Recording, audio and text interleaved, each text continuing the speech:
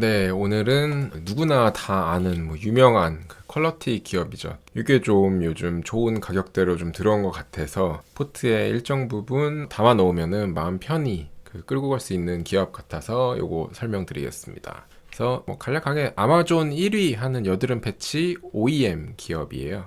그래서 멈추지 않는 성장을 보여주고 있는데 주가가 좀 박스권에 있어서 한번 살펴보면 좋을 것 같습니다. 그래서 보면은 뭐 하는 기업이냐? 상처 치료제 ODM 사업에서 매출이 90% 이상 발생하고 정형외과용 고정제, 저희 깁스 같은 거 있잖아요. 그런 게 매출의 한 10% 담당을 하는데 매출 90% 이상이 여기서 나오니까 그냥 상처 치료제 만드는 회사라고 보시면 됩니다. 저희 상처 나면은 받치는 그런 폼 같은 거 있잖아요.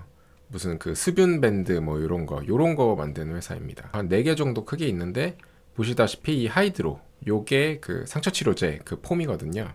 밴드 요거 만드는 회사다라고 이제 보시면 됩니다. 근데 메인은 그 재질로 상처 치료제도 만들지만 저희 모두 다 한 번씩 붙여봤을 것 같긴 한데 여드름 패치 있잖아요. 요걸 여드름 패치를 만들어서 요 브랜드의 여드름 패치제를 이제 ODM 수주를 받아서 TNL이 만들거든요. 그래서 이게 TNL이 만드는데 요 여드름 패치가 아마존에서 압도적인 여드름 패치 1위를 계속 지속하고 있는 회사입니다. 매출도 계속 늘고 있어요. 근데 압도적이라는 게 얼마나 압도적이에요? 그러니까 여쭙는 배경은 이런 패치들이 많잖아요. 엄청 많죠. 그리고 제가 느끼기로는 대부분 동질적인 것 같은데. 맞아요. 저희도 그게 이제 리스크 중에 하나이기도 한데 일단 리뷰 수나 이런 거는 거의 10배? 타 제품의 10배? 그 다음에 1위에서 거의 내려오질 않아요. 이 제품은. 그러면 거의 마켓쉐어가 과반 네, 과반을 된다고 봐야 네네, 되나요? 그렇게 보시면 되는 제품이고 그래서 논리는 아주 간단하죠. 아마존에서 압도적으로 많이 팔리는 이 여드름 패치를 직접 제조 납품하는 회사다라고 보시면 됩니다. 주가는 주봉으로 보면은 실적 따라서 그냥 꾸준히 상승을 해오는 회사예요. 지금 20년에 상장했는데 꾸준히 우상향 중이죠. 이게 지금 121선이 한 58,000원 정도 되는데 이 진입 가격이 이제 121선을 터치할 기회를 준다면은 이때 진입하면 너무 좋겠죠. 지금 이제 중동 전쟁이 또 약간 장을 이렇게 조정을 주는데 기여를 하고 있으니까 그 중동전쟁을 틈타서 만약에 터치를 한다면 충분히 살 법한 회사라고 생각을 합니다. 그런데 그 중동전쟁이랑 별개로 2025년 초부터 하락하고 있었네요. 그렇죠. 그래서 이제 그거를 오늘 봐야 될 것 같아요. 이 회사가 뭔가 사업에 문제가 있어서 지금 박스권을 그리고 있었는지 파악을 한 다음에 별 문제가 없다면 사야죠. 이런 건. 그래서 딱 일봉으로 보면은 말씀하신 부분이 드러나요. 지금 24년 이제 한 3, 4월 정도서부터 지금 계속 크게 박스를 벗어나지 않고 그냥 박스권에 주가가 머물러 있습니다. 그래서 왜 이렇게 주가가 머물러 있을까 보면은 사실 저는 좀 납득은 안 되더라고요. 숫자가 너무 좋아지고 있어요. 그 사이에도 지금 보시면은 22년부터 4년간 매년 한 30%, 50%, 30% 계속 매출도 성장하고 이익도 쭉 성장하고 있는 회사입니다. 그리고 회사의 외형도 커지지만 이 퀄러티에 대한 지표들도 굉장히 좋아지고 있어요. 이익률도 지금 지속해서 상승하고 있죠. 순이익률, ROE 마찬가지입니다. 굉장히 퀄러티도 좋아지고 있는 회사예요. 그런데 단 하나, 가격만 지금 그대로 박스권에 머물다 보니 이 지금 밸류에이션 지표도 점점 싸지고 있는 게 보이시죠? 14배, 12배, 11배, 지금 올해 연말 기준으로 8배 까지 지금 깰 것처럼 보여요. 근데 이게 어쨌든 미용 의료기기 화장품 ODM 기업이랑 이제 같이 피어그룹 비교를 해보면 화장품 ODM 그룹의 평균 PR이 15거든요. 근데 화장품 ODM 업체들의 평균 영업이익률이 30%도 절대 못 미쳐요. 한 20%잘 나와야? 근데 이 회사는 30%도 넘는 이익률을 받고 있는데 PER은 8밖에 안 된다. 이건 이제 결단을 내려야 될 순간이 온 거죠. 정확히 분석을 해본 다음에 회사가 문제가 없다면 이거는 이거를 사가지고 만약에 진짜 3배, 4배 템버거를 노리는 요런 건 개념이 아니라 그냥 밸류에이션으로 뭔가 이렇게 푸근한 편안한 밸류에이션에 위치를 했으니까 지금 사면은 최소한 몇십 프로라도 먹고 이 투자를 종료할 확률이 굉장히 높다는 거죠. 그래서 이제 숫자를 조금 더 자세하게 보면 이제 요건 좀 눈에 잘 안 보이니까 제가 필요한 부분만 잘라왔는데 왜 그러면 최근에 주가가 이렇게 좀 꺾이고 있나 보면은 2분기에 약간의 역성장이 예상이 돼요. 지금 보면은 11% 정도 매출이 줄어들 것 같고 전년 대비 이게 지금 메인 콜로이드 여드름 패치 쪽 사업부는 뭐 한 16% 줄어들 것 같다고 하더라고요. 근데 이게 사실 그러면 이제 저희가 생각을 해야 돼요. 뭔가 사업부가 안 좋아져서 이런가, 뭔가 좀 문제가 있는가. 살짝의 문제도 있지만 전년 대비 일단 엄청난 성장률을 보여줬기 때문에 제가 볼 때 조금 한두 번 정도는 쉬어가는 분기가 나와도 된다고 생각을 하거든요. 왜냐면 좀 보시면은 전년에 YOY로 뭐 50%, 60%, 110%, 100%씩 성장을 하는 회사였거든요. 그러니까 한 분기 정도는 이번에 관세 이슈도 있었죠. 거기다가 뭐 지금 전쟁 이슈도 있죠. 뭐 한 분기 정도는 저는 쉬어갈 수 있다고 생각을 해요. 사업부에 뭔가 큰 펀더멘탈을 건드리는 뭐 이슈가 없다고 하면. 그래서 3, 4분기 뭐 이렇게 봐서 연간으로 보면은 그래도 이제 성장을 하긴 합니다. 그래서 YY로 올해도 뭐 한 20% 외형 성장할 것 같고 여드름 패치 쪽도 20% 성장할 것 같고 전년 재작년에 뭐 50% 70%씩 성장을 하다 보니까 이 성장률이 꺾이는 거 보니까 이게 뭔가 이제 포화 시장인가 뭐 요런 노이즈가 좀 엮여 있어서 주가가 좀 그런 걸 수도 있죠. 그리고 이제 니들 쪽도 이제 신규 사업부인데 요것도 성장률이 지금 세컨 사업부임에도 불구하고 뭐 잘 성장을 하고 있습니다. 네, 그래서 뭐 50% 이것도 성장을 할 것 같고 OPM은 뭐 안 무너지고 꾸준히 이익률은 잘 챙기고 있어요. 네, 그래서 뭐 크게 저는 문제가 없다고 생각을 하는데 회사의 이제 숫자적인 부분은 이렇고 사업적인 부분을 한번 살펴볼게요. 그래서 TNL이 본업에 문제가 없다고 보는 이유는 지속적인 해외 매출 성장이 기대되기 때문이에요. 이게 히스토리를 보면 어쨌든 15년에 여드름 패치 시장에 국내 시장에 진출을 했고 18년에 이제 미국 시장에 진출을 했는데 히어로 코스메틱이라는 회사와 거래를 시작하면서 매출이 급증을 했어요. 그러니까 앞서 말씀드린 것처럼 히어로 코스메틱이라는 회사의 이 마이트 패치라는 브랜드를 TNL이 만들어서 납품하는 업체잖아요. 그러니까 뭐 CAGL이 지금 뭐 한 24%였는데 미국 매출 시작하고 나서부터는 그 성장의 기울기가 급격하게 올라간 것을 볼 수 있습니다. 보시면은 히어로 코스메틱이랑 거래하고 나서부터 성장의 수출 기울기가 엄청나게 가팔라졌죠. 그리고 전체 매출에서 수출이 차지하는 비중도 꾸준히 그래서 글로벌 기업으로 뭔가 이렇게 커간다는 거를 볼 수가 있죠. 그리고 조금 더 한 단계 발전을 한 게 이제 M&A로 저희가 납품하던 히어로 코스메틱 이 회사가 C&D라는 생활용품 유통회사로 변경이 되면서 이건 엄청난 대기업이거든요. 이 회사가 가지고 있던 유통망을 이용해서 유통 채널이 이제 확대돼서 제2의 또 수출 한번 레벨업이 발생하지 않을까라고 생각을 하는 겁니다. 그래서 보시면은 히어로 코스메틱이 22년에 이 C&D 회사에 인수가 되었는데 C&D는 제가 보면 그냥 미국에 있는 글로벌 뭐 LG생건이랑 비교를 하시면 돼요. 그래서 미국의 LG생건이고 뭐 요런 거 파는데 시총 30조다.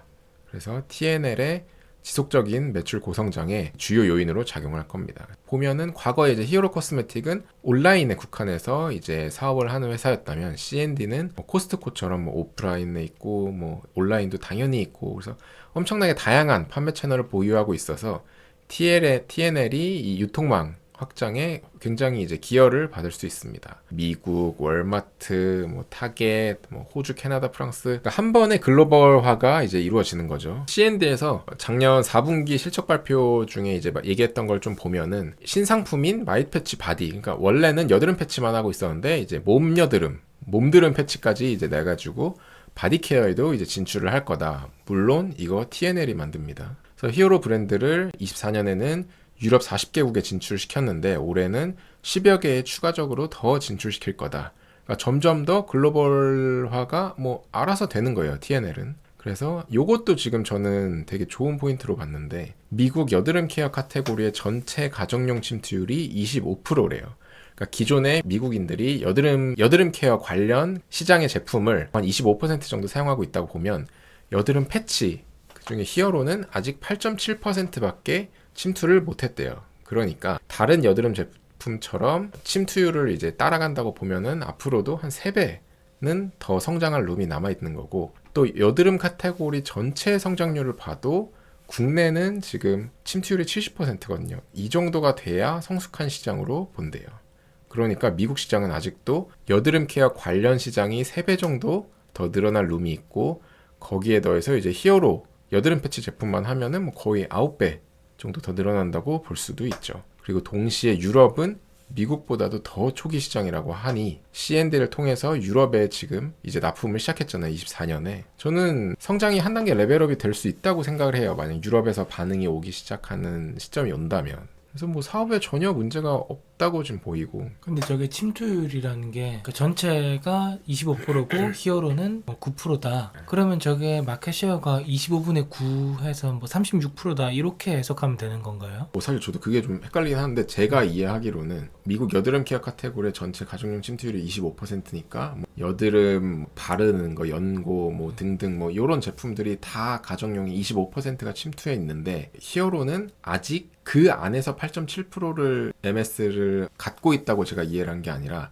아직 가정용 침투율이 8.7%밖에 안 돼서 똑같이 다른 여드름 케어 카테고리처럼 가정용에 침투할 룸이 아직 17% 정도는 더 남았다. 이렇게 이해를 했거든요. 네. 아, 근데 이게 실적 발표에서 그 담당자가 저렇게 코멘트를 했다는 거죠. 네, TNL이 말한 건 아니고 이제 직접 소비 시장에 네네, 판매하는 네. C&D가 저렇게 얘기를 한 거죠. 그러면 조금 전에 말씀 주신 뭐 그런 뉘앙스일 가능성이 높겠네요. 네, 만약에 아무래도 MS 얘기였으면 저런 식으로 얘기는 안 했을 것 그쵸. 같아서. 저도 그렇게 생각을 합니다. 굉장히 아직도 성장할 룸이 많은 섹터라고 생각을 하고 그 다음에 이제 두 번째 신규 사업부도 지금 성장이 꽤 기대되거든요. 지금 이제 마이크로니들 저희가 비올을 한번 찍으면서 얘기했지만 이 마이크로니들을 관련한 화장품 그 다음에 대마출 출물을 이용한 뭐 패치 화장품 이제 만들고 있는데 마이크로니들 이제 화장품 개발을 해서 유통 채널 확장을 위해서 글로벌 업체들과 논의 중이라고 합니다. 근데 앞에서 봤다시피 마이크로니들도 지금 성장률이 굉장히 좋죠. 100%, 18%, 50%, 30% 이렇게 성장하는 사업부로 보고 있기 때문에 이것도 시간이 지나면은 굉장히 실적에 큰 도움을 주는 사업부로 성장하지 않을까 생각을 하고 있습니다. 그래서 뭐 마이크로니들 사업부의 성장도 기대가 되고 추출물을 이용한 패치 이것도 뭐 이제 슬로베니아의 파마앰프라는 대마 추출 관련 회사가 있는데 굉장히 유명한 회사인가 봐요. 우리나라에서 이제 대마 쪽이 좀 관심이 없잖아요. 근데 요 회사랑 이제 뭐 MOU를 맺는데 슬로베니아에서 관심을 많이 둬서 그런지 모르겠는데 슬로베니아 경제부 장관까지 이 자리에 참석을 해가지고 뭐 이런 축사를 하고 뭐 그랬었더라고요. 그래서 이게 좀 굉장히 우호적으로 뭔가 사업이 잘 흘러갈 것 같은 냄새가 나서 만약에 뭐 잘 되면 이쪽에서도 뭔가 화장품 개발해서 뭔가 잘 될 수도 있다. 뭐 이 정도로 그냥 요거는 보고 있습니다. 정리를 하면은 여드름 패치 굉장히 잘 되고 있고 앞으로도 성장할 룸이 굉장히 많이 남아있는 회사고 두 번째로 마이크로니들 화장품도 지금 이제 막 본 궤도에 오르려고 한다. 나쁘지 않게 성장을 하고 있다. 성장 초기다. 그 다음에 세 번째로는 이 대마 추출물 사업.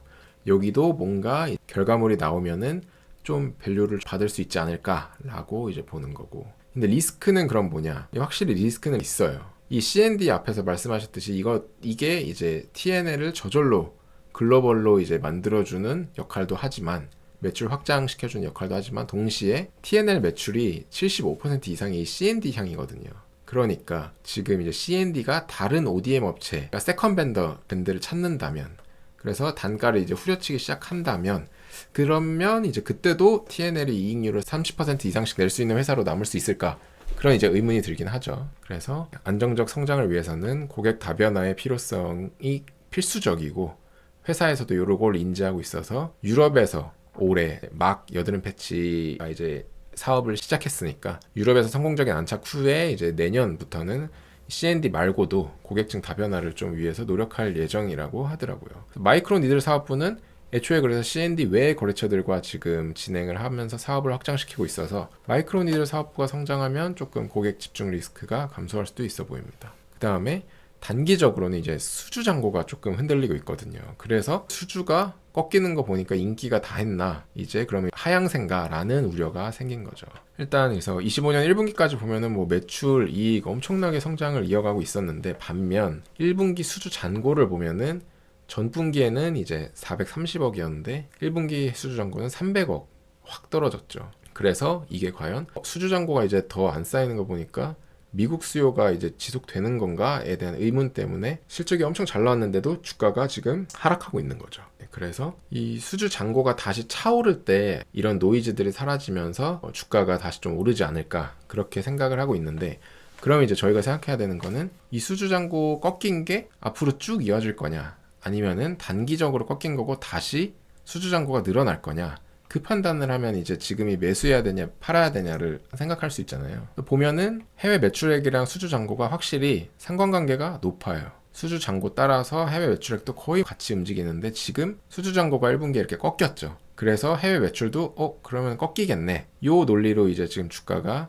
약간 지지부진한 거죠. 재고자산도 동일합니다. 얘네는 이제 재고자산 쌓아놓으면은 그게 그대로 CND에 다 팔리니까 재고자산이랑 매출액도 상관관계가 높은데, 지금 보시면은 1Q 때 재고자산이 지금 꺾이고 있죠, 이 기울기가. 그러니까 매출도 꺾이겠네, 요런 이제 리스크를 시장에서 인지를 하는 건데, 제 생각은 이제 이렇습니다. 해외 수주 잔고가 꺾이는 분기는 과거에도 이렇게 엄청 많았어요. 엄청 많았는데 이게 사실 단기 시계열로 보면은 그때도 이런 고민을 했을 거란 말이에요. 꺾였다, 꺾였다, 꺾였다, 꺾였다. 이때마다 그러면은 TNL이 사업이 이제 하향세로 접어드냐? 아니죠. 앞에서 봤다시피 지금 사업은 엄청 우상향을 하고 있었을 거잖아요. 재고자산도 마찬가지예요. 꺾이는 시점이 이렇게 많았어요. 근데 그런 걸 딛고 지금 계속 우상향을 해왔잖아요. 그러니까 제가 볼 때 해외 매출이 이제 끝났다, 뭐 여드름 패치 시장이 끝났다라는 뭔가 명확한 근거나 로직이 요 현상과 곁들어지면은 이번엔 진짜 다른 것 같다, 이번에 뭔가 잘못되려나 보다 라고 판단을 할 수가 있는데, 요런 근거가 지금 아무것도 없거든요. 그냥 단지 현상만 수주 잔고가 한 개 분기 꺾였다, 요게 끝이에요. 근데 요거를 가지고 뭔가 이제 성장 초입인 여드름 패치 시장 1위 제품을 유일하게 독점으로 만든 회사인데, 단순히 뭔가 한 개 분기 수주 감소한 이 현상만 가지고 두려워하기에는 밸류가 너무 매력적이에요. 지금 요게 상장한 시점부터의 그 히스토리 PER인데 지금 평균적으로 거의 한 11배보다는 위에서 움직였잖아요. 지금 올해 포워드 PER이 아까 말씀드렸다시피 8 이하로 떨어진다 그랬죠. 8배는 역사적으로도 굉장한 저평가 부근입니다. 사업에 문제가 없다면. 그래서 종합적으로 판단을 했을 때 이런 거를 다 감안해서 매수나 매도를 좀 판단을 하시면 좋을 것 같습니다. 근데 이제 굳이 말씀하신 내용에 뭐 전반적으로 다 동의를 하지만, 굳이 여기서 뭐 좀 보자면, 요까지는 상승 트렌드에서 잠깐 꺾인 건데 24년 여기가 2분기인가요? 여기서부터는 해외 매출액 자체는 꺾이고 있었고, 굳이 방향을 따지자면 횡보 정도 느낌이 있고, 수주 잔고도 이렇게 상승세로는 안 보이는 상황에서 꺾인 게 조금 차이가 있다는 생각이 들면서도, 말씀 주신 대로 산업 자체가 커지고 있기 때문에 뭐 이 정도는 그냥 단기 노이즈로 봐도 되겠다라는 생각도 들고요. 그리고 이번 2분기는 또 더군다나 관세 영향이 있을 수 있으니까 그런 거를 감안하면 그래도 한두 개 분기 정도는 더 봐야 이 방향성이 보이겠다, 이런 생각이 드네요. 근데 이 말씀 주신 대로 여기가 뭐 기술력 측면에서 해자가 강하게 있는 회사라는 느낌은 없는 거죠. 네, 저는 그렇게 생각해요. 일단 요 부분이 계속 이제 마음에 걸려가지고. 맞아요. 저도 이 부분이 마음에 걸려요. 근데 아마존의 패치 쪽 카테고리를 들어가 보면은 제품이 너무 많아요. 그리고 올리브영만 가더라도 제품이 엄청 많거든요. 그 중에 정말 독보적으로 뭔가 좋은 효과를 가진 패치가 과연 있나 싶긴 하거든요, 제 생각에는. 뭐 이유에 어쨌든 효과가 정말 독보적으로 좋아서인지는 모르겠지만 어쨌든 TNL이 만드는 요 회사는 일단 시장을 과반수 이상 점유율을 일단 먹고 있는 회사니까. 네. 그리고 또 이런 것들이 고객 답변나 얘기했잖아요. 그쵸. 근데 이 TNL이 처음부터 얘들이랑 같이 사업을 한 게 아니고 그 전에 계속 사업을 하고 있다가 2020년부터 여기랑 같이 그렇죠. 한 거잖아요. 네. 그러니까 고객 다변화 노력은 그 전부터 계속 이미 해오고 있었던 건데, 당연히 하고 있었던 건데 그게 잘 안 됐다는 결론이 날 수도 있는 거 아니냐, 뭐 그런 생각이 드네요. 근데 이제 뭐 그런 리스크를 다 감안하더라도 말씀 주신 대로 이 밸류가 좀 많이 낮긴 하네요. 또 요즘에 코스피로 외인 수급도 많이 들어오고 있는 상황에서 요 종목만 밸류가 특별히 낮아졌다, 그러면 좀 매수 기회로 보이긴 합니다. 네. 동시에 이게 똑같아요. 이게 이 부분이었죠. CND가 다른 ODM 업체를 찾는다면 이게 사실 리스크로 보이잖아요. 왜냐면은 특별한 엄청난 기술적 해자가 있는 사업부가 아니니까. 근데 동시에 CND의 어깨에 지금 올라타고 있는 게 TNL이라서 TNL에 더 프리미엄을 줄 수도 있는 게, 이건 이제 논의 얘기지만 저희 미국에는 이제 슈퍼볼 광고하잖아요. 슈퍼볼 광고하면은 초당 비용이 엄청나다는 거 저희 다 알고 있잖아요. 그래서 기아가 초당 몇십억을 들여서 광고를 했다. 이 CND가 여드름 패치 광고 이 마이 패치 광고를 슈퍼볼 광고로 넣어줘요. 그러니까 여타의 여드름 패치 회사들은 그런 광고를 넣을 수 있는 규모가 안 되니까 못 하겠죠. 근데 C&D는 그런 거를 할 정도로 굉장한 대기업이다. 그런 대기업에 독점적으로 이 패치 ODM 업체의 자리를 공고히 하고 있는 회사가 TNL이다. 이렇게 생각하면 또 어떻게 생각하면 그걸 프리미엄을 줘야 될 수도 있어요. 이래저래 프리미엄을 주든 뭐 이게 리스크든 뭐 판단을 할 수 있지만 결과적으로 밸류가 너무 싸다. 너무 쌉니다.